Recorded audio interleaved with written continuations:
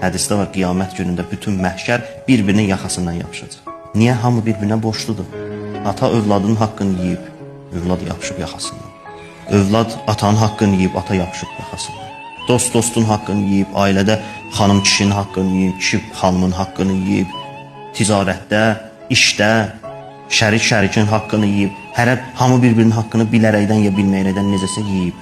Və hədis buyurur, qiyamət gündə hamısı yapışıblar bir-birinin yaxasından, haqqını tələb edirlər. Allahdan xitab gəlir, hamınız bir-birinizi bağışlayın, gedin cənnətə. Əlbəttə, o 50 dayanacaq ki, qiyamətdə dayanacaq insanlar, o 50 dayanacağı keçəndən sonradır bu.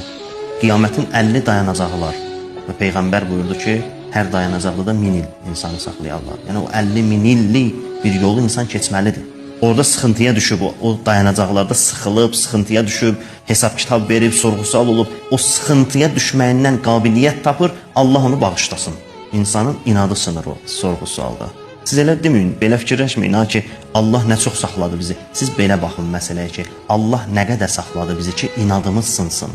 İnadkar cənnətə gedə bilməz. Allah o qədər dayanacaqlarda insanı saxlayar, sorğu-sual edər, bütün həqiqətin hamısını özünə göstərər, insanın içindəki inadı sınar.